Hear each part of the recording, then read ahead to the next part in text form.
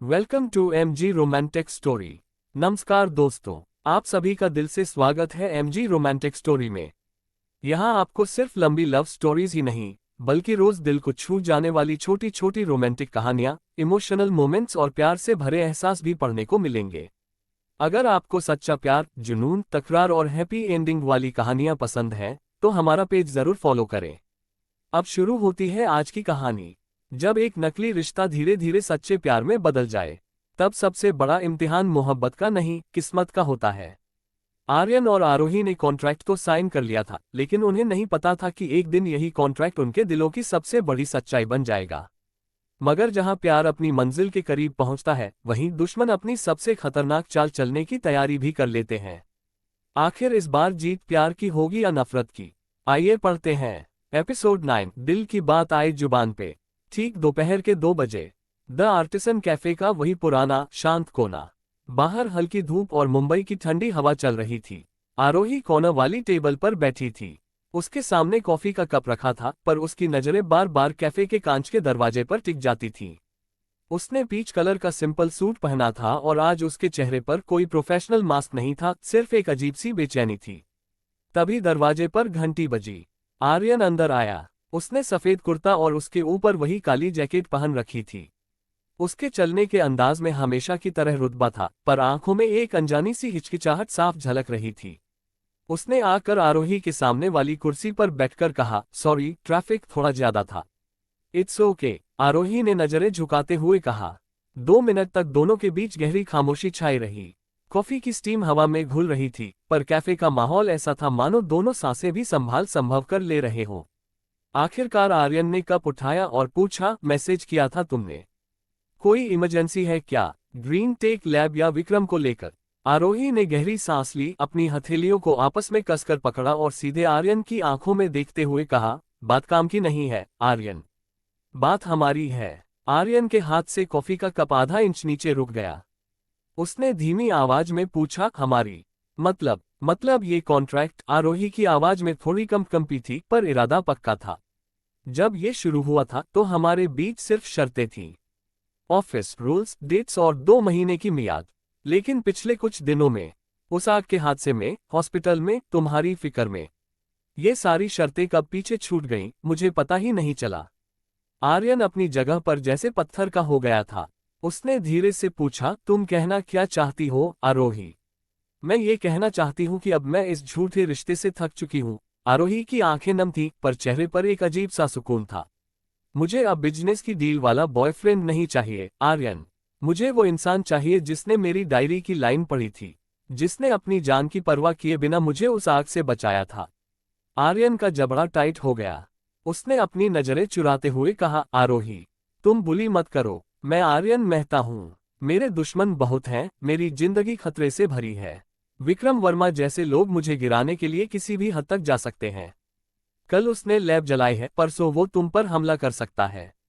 ये कॉन्ट्रैक्ट सिर्फ दिखावा नहीं था, ये तुम्हें सेफ रखने का मेरा एक तरीका भी था। तो क्या तुम मुझे हमेशा डरा कर रखना चाहते हो?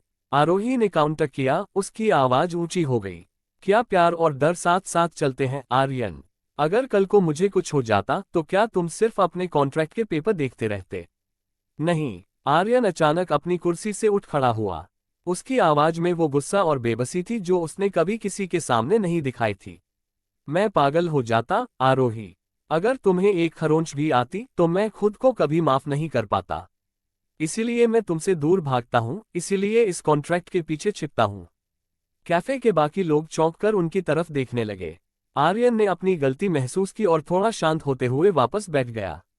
उसने अपना सिर दोनों हाथों में थाम लिया और कहा, मुझे प्यार पर भरोसा नहीं है आरोही, पर सच कहूं तो तुम्हारे बिना अब एक पल भी रहना मेरे बस में नहीं है। आरोही का दिल जोर से धड़का। उसने आगे बढ़कर टेबल पर रखे आर्यन के हाथ पर अपना हाथ रख दिया। उसका हाथ ठंडा था, पर उसकी पकड़ बहुत मजबूत थी। तो भरोसा मत करो, आरोही ने मुस्कुराते हुए कहा। बस मेरे साथ रहो, बाकी सब मैं संभाल लूंगी। आर्यन ने धीरे से सिर उठाया और उसकी आंखों में देखा। वहां कोई शर्त नहीं थी, कोई कॉन्ट्रैक्ट नहीं था, सिर्फ एक सच्चा इकरार था। शाम 5 बजे, मेहता इंडस्ट्रीज और विक्रम वर्मा की नई चाल। उधर शहर के दूसरी तरफ विक्रम वर्मा अपने आलीशान ऑफिस में बैठा सिगार पी रहा था। उसके सामने उसका एक आदमी हाथ जोड़े खड़ा था। सर, आर्यन मेहता और आरोही मेहरा का वो वीडियो और कैफे की कुछ तस्वीरें मिल गई हैं, आदमी ने लैपटॉप आगे बढ़ाते हुए कहा। दोनों के बीच अब सिर्फ बिजनेस का रिश्ता नहीं रहा। अगर हमने इस लव स्टोरी पर वार किया तो मेहता इंडस्ट्रीज का शेयर और जमीन दोनों हिल जाएंगे। विक्रम के चेहरे पर एक शैतानी मुस्कान आ गई। उसने कश खींचते हुए कहा, बहुत बढ़िया। आर्यन मेहता समझता है कि वो अपनी कंपनी बचा लेगा और उस लड़की को भी रख लेगा, पर वो नहीं जानता कि इस बार का वार सीधा उसके सबसे बड़े कमजोर हिस्से पर होगा। सर, क्या करना है? कल सुबह बोर्ड मीटिंग है। विक्रम ने खड़े होते हुए अपनी जैकेट ठीक की। कल मीडिया के सामने एक ऐसा बम फोड़ेंगे कि आर्यन मेहता का घमंड चकनाचूर हो जाएगा और आरोही खुद रोती हुई मेरे पास आएगी। रात 9 बजे आर्यन का पेंट हाउस और बारिश की रात।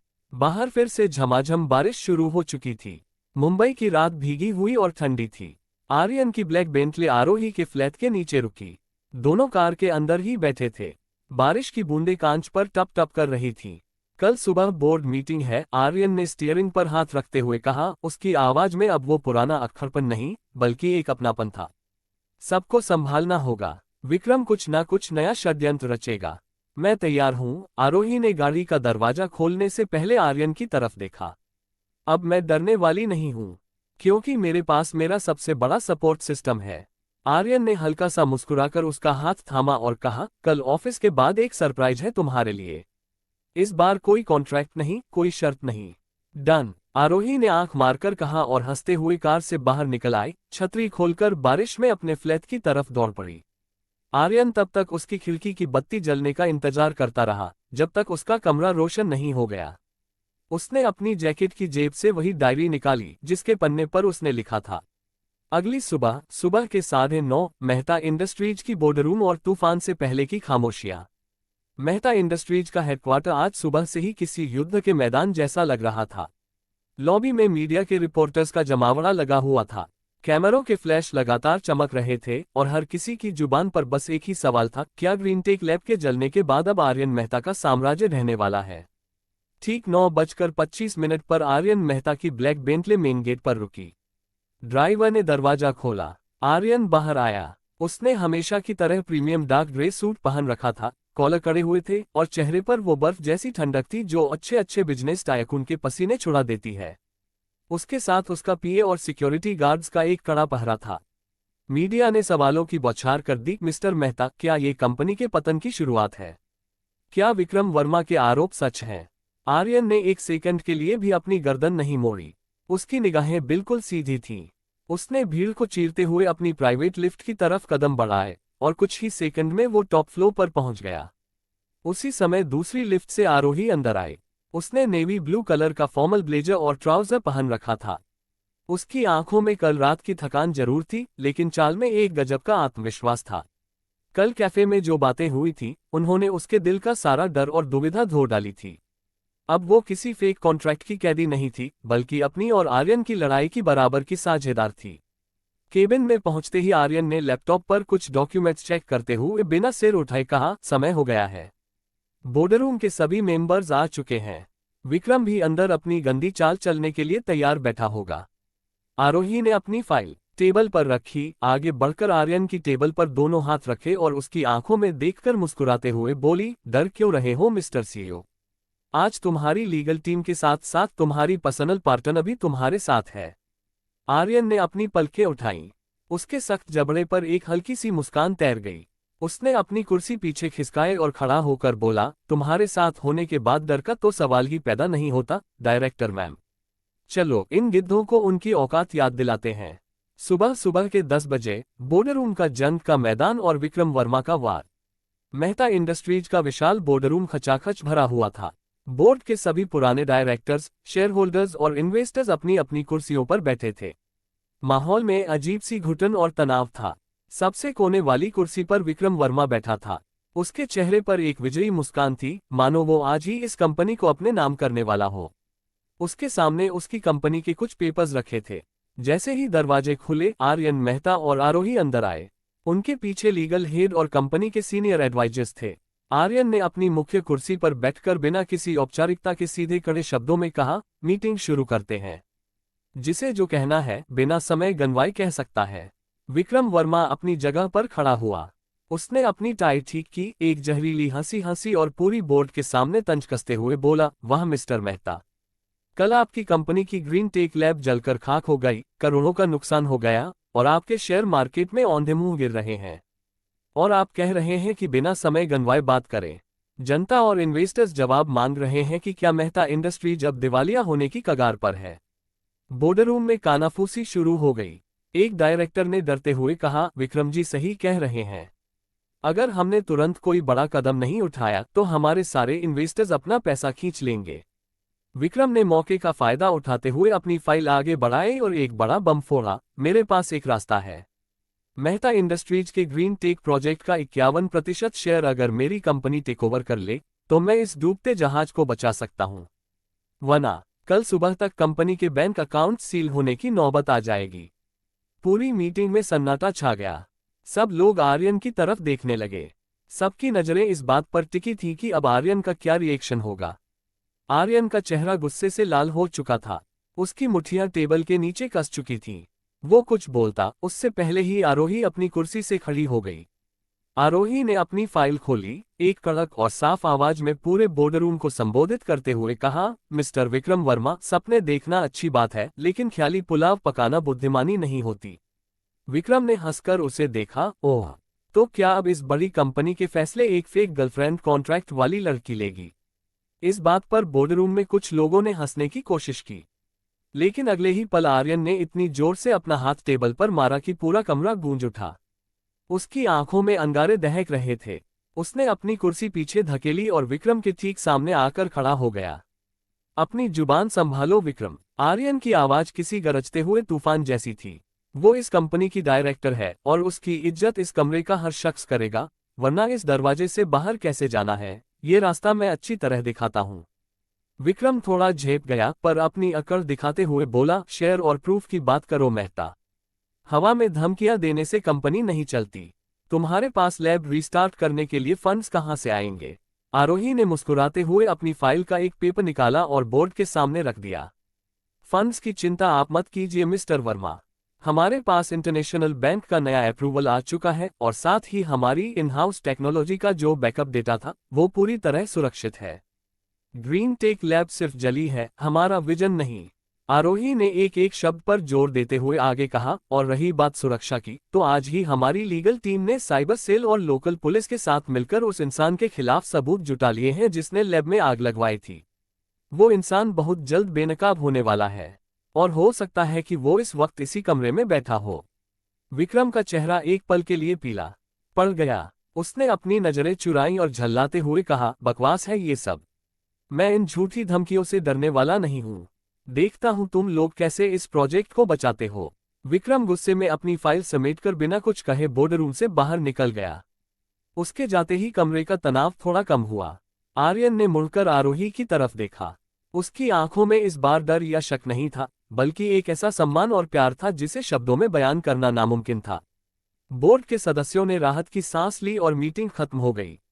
दोपहर के 2:30 बजे केबिन की तन्हाई और दिल का एक और कदम। बोर्डरूम की मीटिंग खत्म होने के बाद सब लोग बाहर जा चुके थे।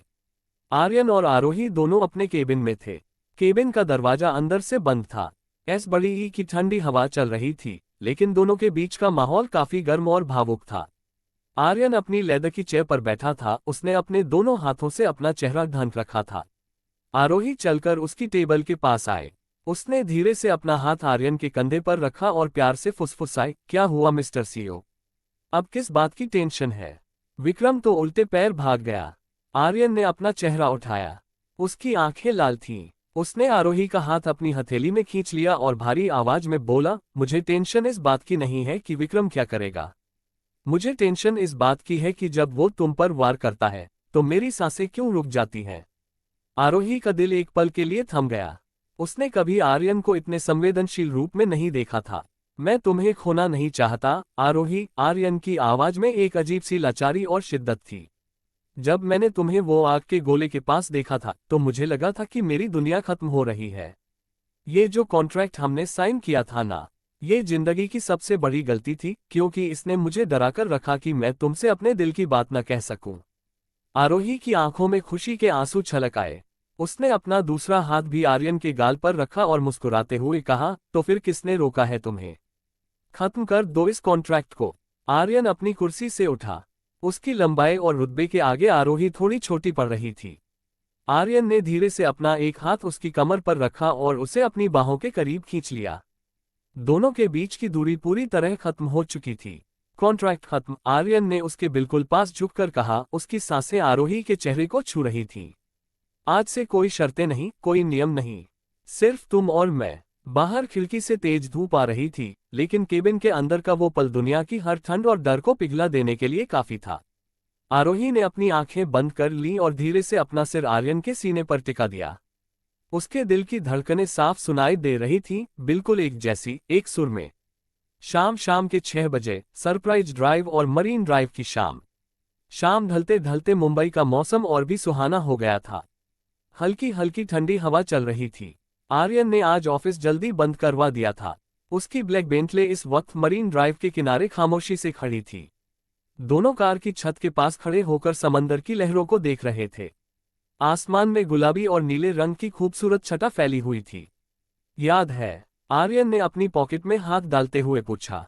जब हमने पहले दिन वो कॉन्ट्रैक्ट साइन किया था, तब मैंने सोचा था कि ये सिर्फ 2 महीने का एक दिखावा है। आरोही ने समंदर की तरफ देखते हुए हवा में उड़ते अपने बालों को पीछे किया और कहा, और मैंने सोचा था कि ये आदमी दुनिया का सबसे अहंकारी और ठंडे दिमाग वाला सीईओ है, जो सिर्फ अपने बिजनेस से प्यार करता है। गलतफहमी थी तुम्हारी, आर्यन ने मुस्कुराते हुए कहा। हाँ, बहुत बड़ी गलतफहमी, आरोही ने उसकी तरफ देखकर आंख मारी। पर शुक्र है कि वो गलतफहमी वक्त रहते दूर हो गई। आर्यन ने अपनी जैकेट की अंदर वाली जेब से एक छोटा सा मखमली डिब्बा निकाला और आरोही के सामने बढ़ा दिया। आरोही चौंक गई। उसने पीछे हटते हुए कहा, ये क्या है? कोई नई शर्त या नया कॉन्ट्रैक्ट? नहीं। आर्यन ने डिब्बा खोला। उसके अंदर एक बेहद खूबसूरत प्लेटिनम की रिंग थी, जिस पर एक छोटा सा डायमंड चमक रहा था। ये कोई कॉन्ट्रैक्ट नहीं है, आरोही। ये इस बात का सबूत है कि अब इस दिल पर किसी का कब्जा नहीं है, सिवाय तुम्हारे। आरोही की आंखें खुशी से भर आईं।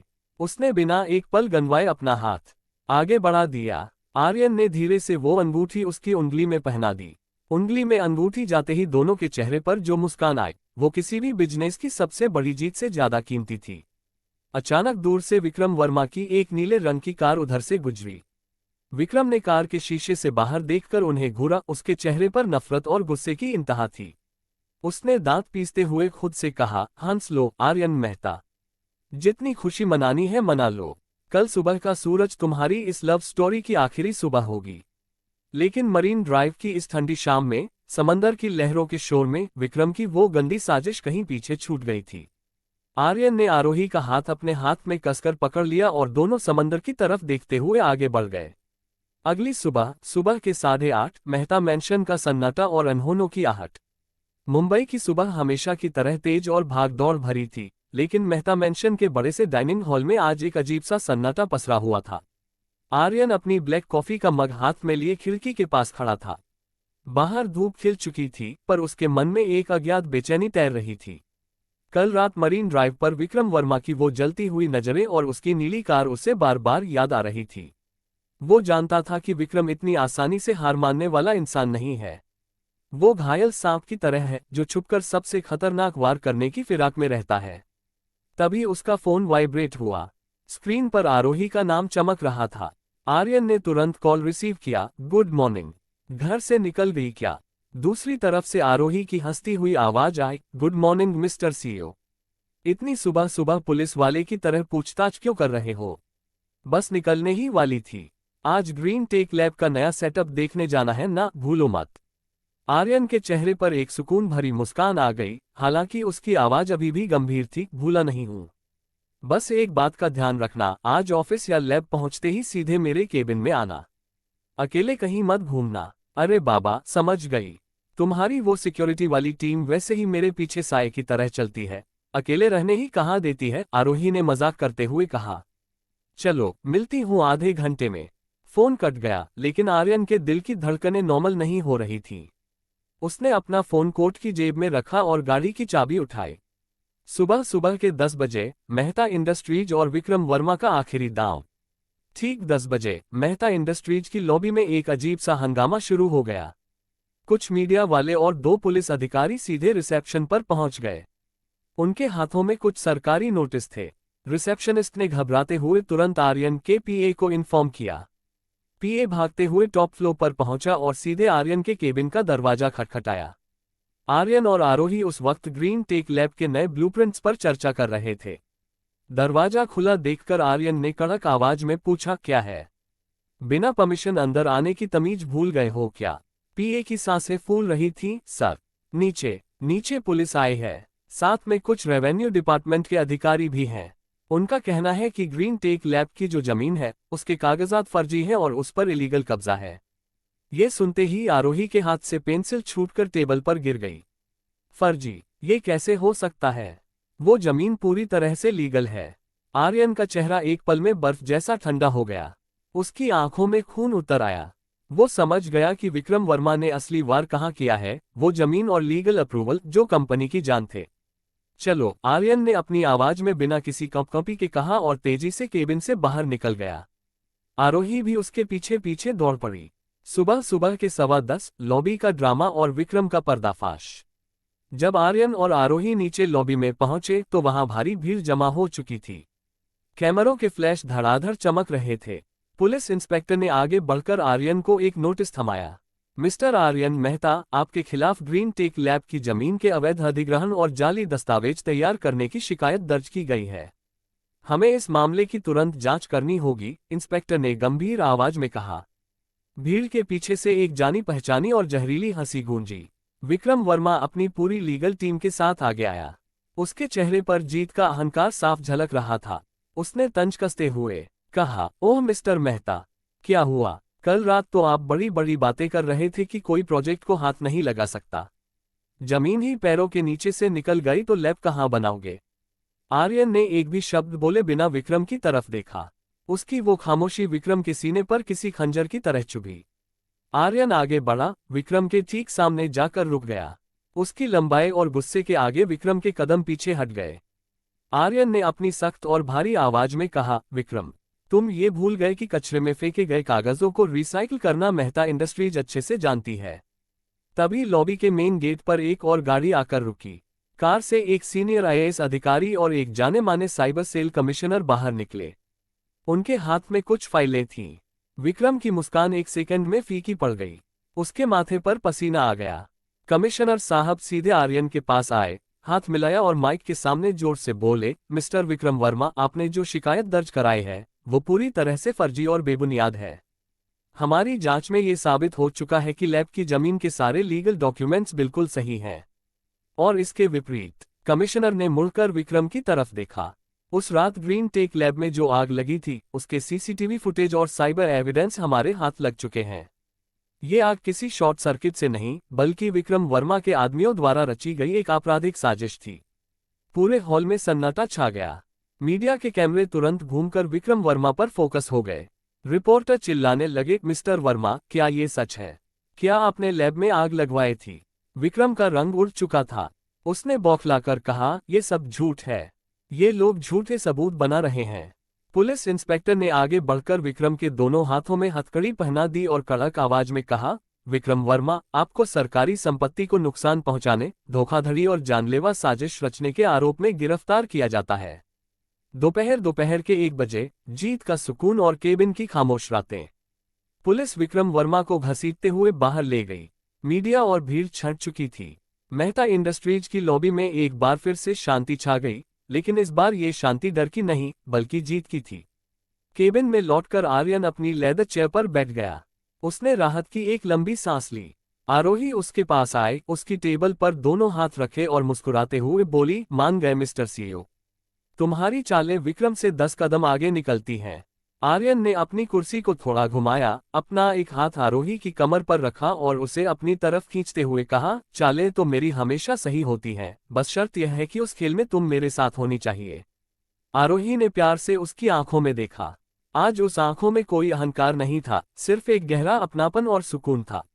अब कोई कॉन्ट्रैक्ट नहीं है, आर्यन, आरोही ने धीरे से फुसफुसाया। अब सिर्फ हम हैं। आर्यन ने बिना कुछ कहे अपना सिर उसकी हथेलियों पर झुका दिया।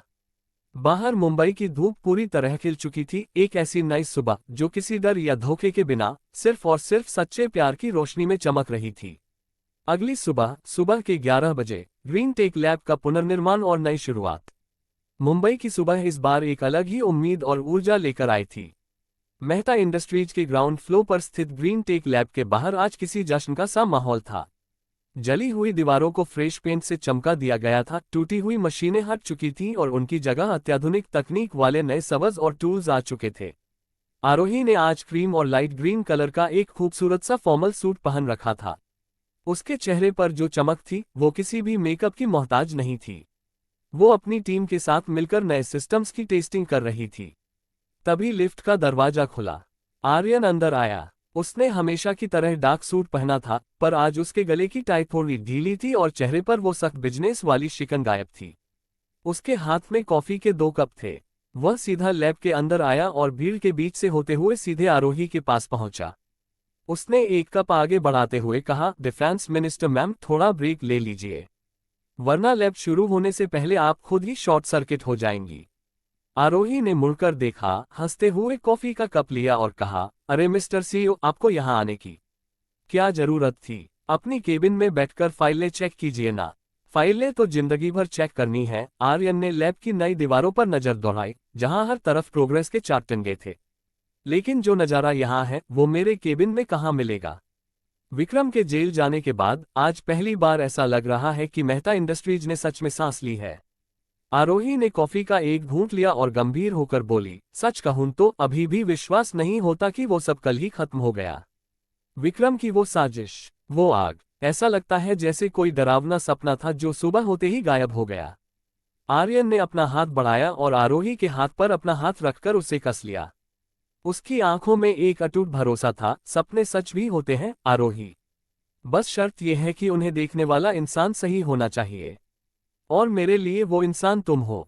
लैब में मौजूद बाकी स्टाफ ने जब अपने बॉस को इस अंदाज में देखा तो वे मुस्कुराते हुए थोड़ा पीछे हट गए ताकि दोनों को थोड़ी प्राइवेसी मिल सके। दोपहर के 3 बजे मेहता मैंशन का शांत आशियाना और पुरानी डायरी। शाम होने से पहले ही आर्यन ने आरोही को जबरन अपनी कार में बिठाया और सीधे अपने पेंट हाउस ले आया। ऑफिस के उस हेक्टिक माहौल से दूर ये पेंट हाउस एकदम शांत और सुकून से भरा हुआ था। बड़ी बड़ी खिड़कियों से मुंबई का मरीन ड्राइव साफ नजर आ रहा था। आरोही सोफे पर बैठी बाहर का नजारा देख रही थी। तभी आर्यन कमरे के अंदर से एक पुरानी सी डायरी लेकर आया। वो वही डायरी थी जो उसने पहले दिन आरोही के बैग से गलती से ले ली थी और जिसके पहले पन्ने पर उसने अपनी शायरी लिखी थी। आर्यन ने वो डायरी आरोही की गोद में रख दी। आरोही चौंक गई। उसने डायरी उठाकर देखा और कहा, ये तो मेरी डायरी है। ये तुम्हारे पास कहाँ से आई? आर्यन उसके बगल में सोफे पर बैठ गया और मुस्कुराते हुए बोला, जिस दिन तुम पहली बार मेरे केबिन में फाइलों का बंडल लेकर आई थी, उसी दिन गलती से ये मेरे पास छूट गई थी। और सच बताऊं तो इसी डायरी के पन्नों ने मेरे दिल के वो दरवाजे खोल दिए जिन्हें मैंने सालों से बंद कर रखा था। आरोही ने डायरी का पन्ना पलटा। उसके खुद के हाथों से लिखे वो पुराने शब्द सामने आ गए, कुछ रिश्ते साइन किए हुए कॉन्ट्रैक्ट से शुरू होते हैं, लेकिन खत्म दिल के फैसले पर होते हैं। और उसके ठीक नीचे आर्यन की वो हैंडराइटिंग थी, फॉर आरोही। आरोही की आंखें भर आईं। उसने डायरी को अपने सीने से लगा लिया और धीरे से बोली, तुम्हें पता है, जब ये कॉन्ट्रैक्ट साइन हुआ था तब मुझे लगता था कि तुम दुनिया के सबसे मतलबी इंसान हो। मुझे लगा था कि ये 2 महीने मेरी जिंदगी के सबसे बुरे दिन होने वाले हैं। और अब? आर्यन ने थोड़ा झुककर उसकी आंखों में देखते हुए पूछा। उसकी आवाज बहुत धीमी और गहरी थी। अब ये 2 महीने कैसे लग रहे हैं? अब लगता है कि वो कॉन्ट्रैक्ट मेरी जिंदगी का सबसे खूबसूरत इत्तेफाक था, आरोही ने मुस्कुराते हुए कहा। आर्यन ने बिना कोई और वक्त गंवाए अपने दोनों हाथों से आरोही का चेहरा थाम लिया और उसके माथे पर एक बेहद कोमल और सच्चा चुंबन दे दिया। वो स्पर्श किसी बिजनेस डील का मोहताज नहीं था, वो सिर्फ 2 दिलों का मिलन था।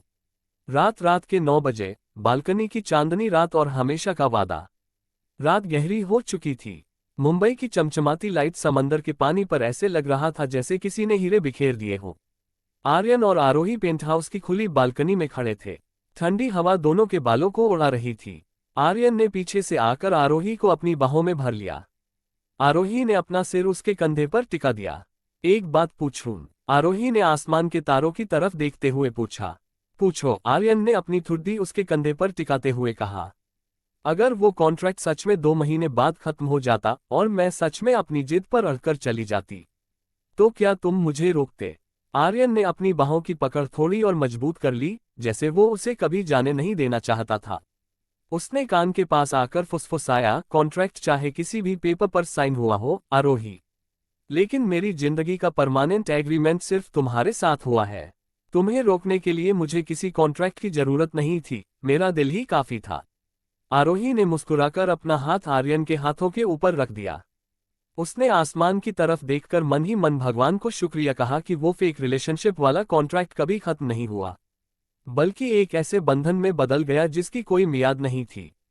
नीचे मुंबई शहर अपनी रफ्तार से दौड़ रहा था, लेकिन इस बालकनी में वक्त जैसे थम गया था। सिर्फ 2 धड़कनें, एक कहानी और एक नई, हमेशा के लिए अमर होती हुई शुरुआत।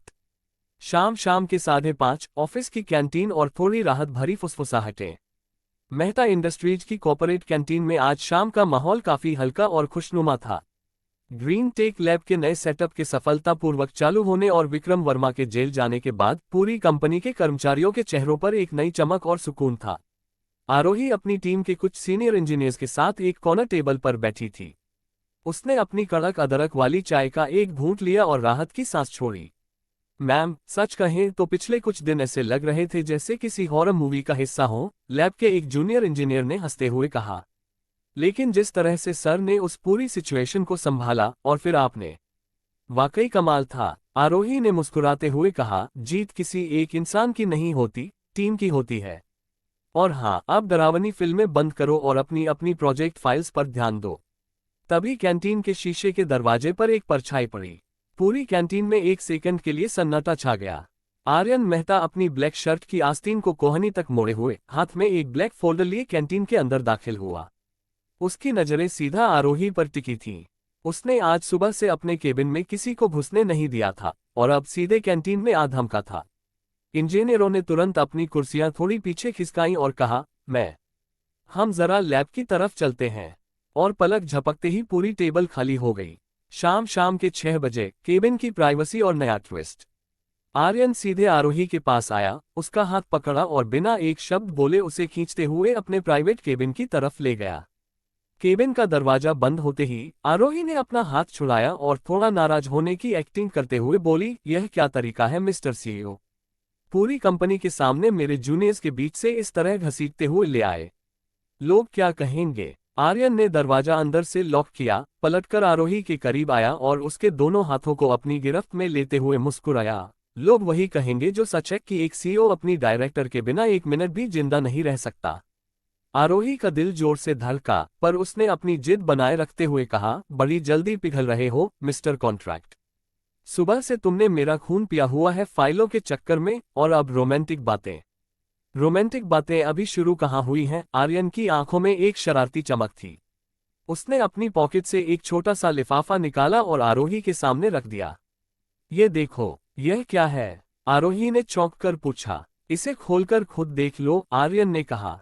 आरोही ने लिफाफा खोला। अंदर एक एयरलाइन टिकट और एक खूबसूरत सा रिजॉर्ट का ब्रोशर था, मालदीव्स लग्जरी बीच विला। मालदीव। आरोही ने हैरानी से आर्यन को देखा। यह क्या है? हम ऑफिस छोड़कर वेकेशन पर जा रहे हैं। यह कोई वेकेशन नहीं है, आर्यन ने थोड़ा गंभीर होते हुए कहा। यह इस बात का सेलिब्रेशन है कि हमने विक्रम वर्मा को हरा दिया, ग्रीन टेक को बचा लिया, और सबसे बड़ी बात, इस फर्जी कॉन्ट्रैक्ट को हमेशा के लिए एक सच में बदल दिया। हम दोनों को इस भागदौड़ भरी जिंदगी से कम 4 दिन सिर्फ एक दूसरे के लिए चाहिए। आरोही ने टिकट और ब्रोशर को देखा, फिर अपनी नजरें उठाकर आर्यन की आंखों में देखा। उसके दिल में एक अजीब सी खुशी लहर मार रही थी, पर तभी उसके चेहरे पर एक चिंता की लकीर उभर आई। लेकिन आर्यन, कंपनी ग्रीन टेक का नया प्रोजेक्ट अभी अभी शुरू हुआ है। अगर हम दोनों चले गए तो कंपनी के पास उसका सबसे बेहतरीन पीए, एक मजबूत लीगल टीम और खुद डायरेक्टर मैम की काबिल टीम है। आर्यन ने उसके कंधे पर अपना हाथ रखते हुए प्यार से समझाया। और अगर फिर भी कोई दिक्कत हुई तो तुम्हारा ये सीईओ हर वक्त वीडियो कॉल पर अवेलेबल रहेगा। प्रॉमिस। आरोही ने कुछ सेकंड तक सोचा, फिर एक खूबसूरत मुस्कान उसके चेहरे पर तैर गई। उसने कहा, ठीक है। पर शर्त यह है कि वहां कोई बिजनेस की बात नहीं होगी। मंजूर, आर्यन ने तुरंत सिर हिलाया। वहां सिर्फ तुम, मैं और समंदर की लहरें होंगी। रात के 9 बजे, पैकिंग और दिल की धड़कनें। रात के 9 बज चुके थे। आरोही अपने फ्लैट पर थी और अपने सूटकेस में कपड़े पैक कर रही थी। उसका दिल बार बार कल की मालदीव वाली ट्रिप के ख्यालों में खो जा रहा था। जब से उसकी जिंदगी में आर्यन आया था तब से उसकी दुनिया पूरी तरह बदल चुकी थी। जो रिश्ता एक ठंडे कॉन्ट्रैक्ट से शुरू हुआ था वो अब उसकी जिंदगी का सबसे हसीन सच बन चुका था। तभी उसका फोन बजा। स्क्रीन पर आर्यन का नाम चमक रहा था। उसने तुरंत कॉल रिसीव किया। हाँ मिस्टर सीओ, इतनी जल्दी याद आ गई। दूसरी तरफ से आर्यन की गहरी और शांत आवाज आई, याद आने की बात ही नहीं है आरोही। तुम्हारी आवाज सुने बिना तो मेरी रात पूरी होती ही नहीं है। आरोही के गालों पर हल्की सी लाली छा गई। उसने खिड़की से बाहर चमकते हुए आसमान को देखते हुए कहा, बस पैकिंग हो गई है। सुबह की फ्लाइट है ना? हाँ, सुबह ठीक 6 बजे मेरी कार तुम्हारे फ्लैट के नीचे होगी, आर्यन ने कहा। सो जाना, वरना सुबह उठ नहीं पाओगी। ठीक है बाबा, गुड नाइट, आरोही ने मुस्कुराते हुए कहा। Good night miss contract, Aryan ने प्यार से फुसफुसाया और फोन काट दिया। आरोही ने फोन बेड पर रखा, गहरी सांस ली और खिड़की के पास आकर खड़ी हो गई। उसे पता था कि यह तो सिर्फ जिंदगी का एक पड़ाव है। अभी इस खूबसूरत लव स्टोरी के कई और रोमांचक हिस्से बाकी हैं, जहां प्यार, भरोसे और सपनों की नई उड़ान अभी और ऊंची होनी बाकी है। उम्मीद है आपको आज का एपिसोड पसंद आया होगा।